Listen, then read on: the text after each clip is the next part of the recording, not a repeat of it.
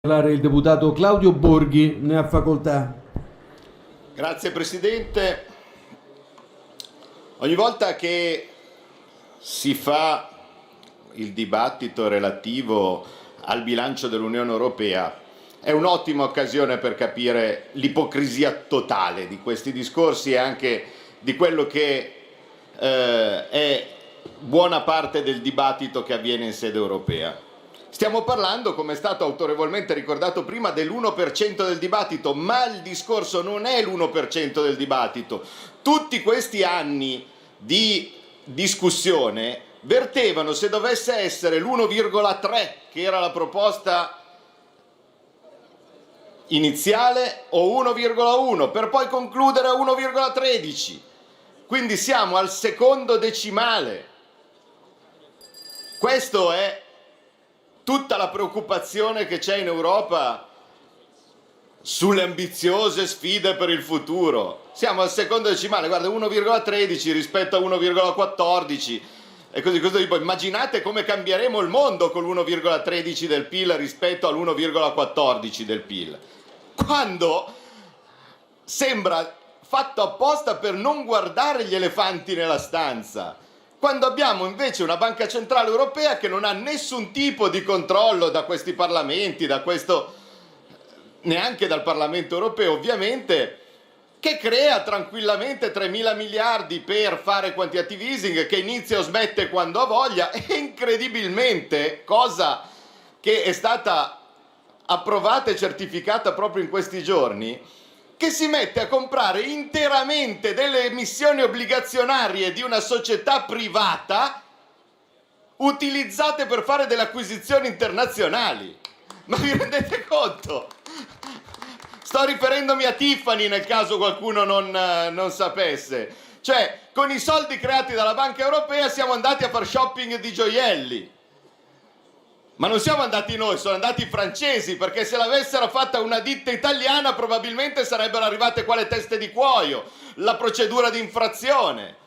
Gli altri fanno quello che vogliono, noi non facciamo nulla e la nostra capacità negoziale, come acutamente il collega Brunetta ha evidenziato prima, è chiaramente zero. Perché noi dovevamo chiedere... Scusa, deputato Borghi. C'è un brusio sinceramente troppo fastidioso che non consente agli oratori di svolgere in serenità e in concentrazione il proprio intervento. Quindi io chiedo ai deputati che avessero bisogno di conversare di farlo fuori dall'aula e di dare modo al Parlamento di confrontarsi su una materia che non vi sfuggerà, è particolarmente rilevante alla vigilia del Consiglio europeo. Prego, deputato Borghi, lei la parola. La ringrazio molto, Presidente.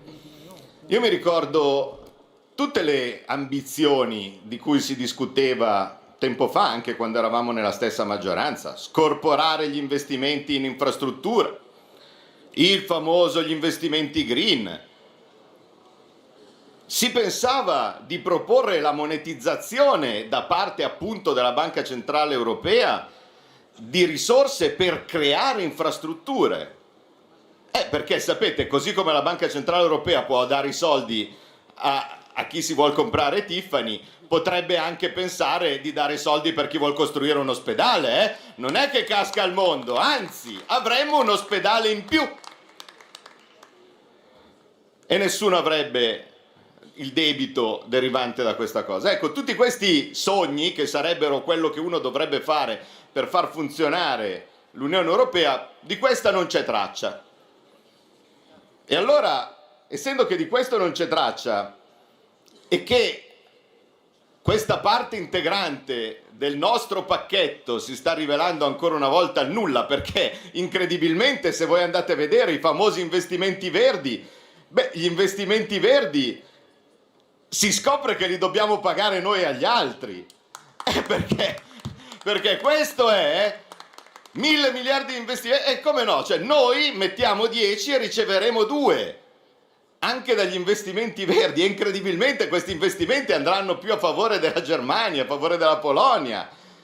E noi continuiamo a sorridere, mentre invece gli altri probabilmente mentre noi sorridiamo, gli altri si sganasciano a vedere quanto scemi siamo, a farci fare fessi costantemente in ogni trattativa. Perché vede, Presidente, qui eravamo partiti dalla logica di pacchetto, poi siamo passati, secondo quanto è stata l'analogia precedente, alla logica del carciofo, poi la logica dell'ulivo. Io penso che invece qui c'è una logica di un altro prodotto tipico della Puglia, che è il cetriolo.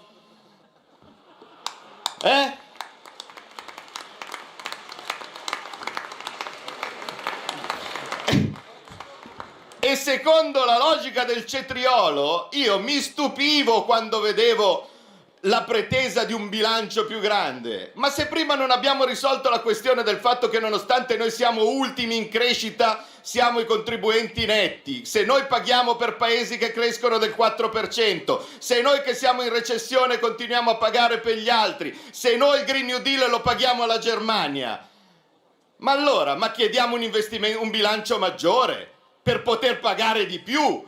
Ma veramente, è stupefacente. Mandatevi a vedere le minute in Europa. Tutti ci ridono dietro perché tutti i paesi che sono contribuenti netti chiedono un bilancio minore. Tranne noi. Noi lo chiediamo più grande perché siamo signori, vogliamo pagare di più. Più soldi alla Germania, più soldi alla Polonia, poverini, perché ne hanno pochi. Tanto noi siamo generosi. Il problema è che paghiamo noi, non paga lui. E qui arriviamo alla logica del cetriolo. E questa logica del cetriolo si porta dietro il cetriolo più grosso di tutti, ovviamente, che è il MES, perché il BIC doveva essere parte del pacchetto. Quindi noi dovevamo essere un player fortissimo in queste negoziazioni, poi sul bilancio europeo, perché avevamo il coltello dalla parte del manico legato al fatto di poter decidere o meno se approvare Fassino, il MES. la chiedo scusa, non è Invece, possibile. guarda caso, Deputato Borghi, attenda un attimo, ecco, a posto, prego, prosegua. Invece, chiedo scusa per l'interruzione. Magari, non so, gli avrà chiesto di farsi un partito.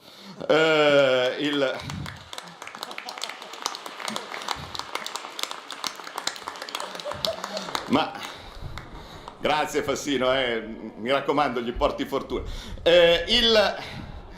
Allora, ma vi rendete conto che tutti gli indizi, tutto quello che sta uscendo come documentazione ufficiale porta alla conferma di quello che noi avevamo già sospettato, vale a dire che non c'era nessun pacchetto, che non c'era nulla, ma che contrariamente a quanto era stato dato come mandato parlamentare, il testo del MES è chiuso.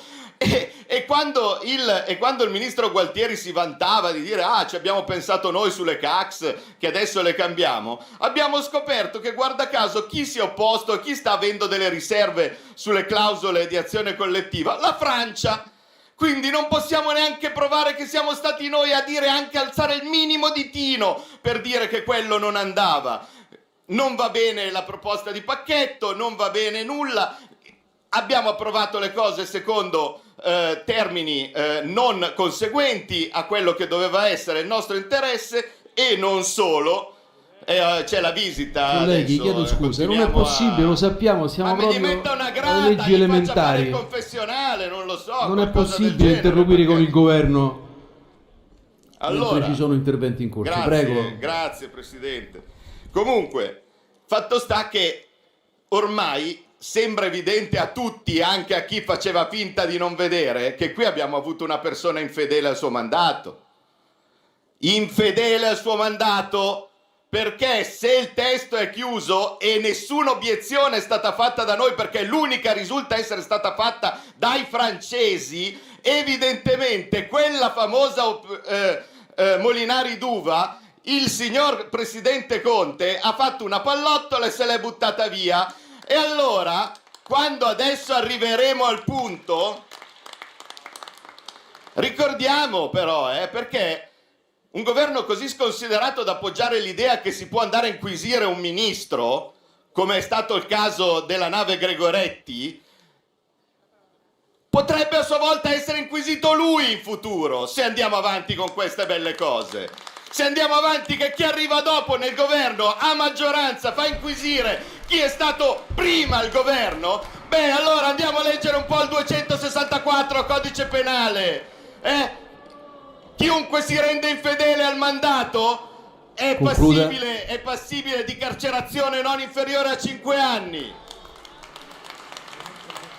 Ha esaurito il suo tempo, deputato Borghi. Ah, concludo, quindi pensateci un po' bene, perché se facciamo a turno che il governo che viene dopo prenda e incrimina quelli che c'era prima, si pensi bene prima di firmare direttamente il MES. Qui l'unica cosa che noi vorremmo vedere è che il MES sarà scartato riga per riga, perché se per caso non sarà scartato, l'infedeltà sarà accertata e la responsabilità sarà tutta sua. La ringrazio.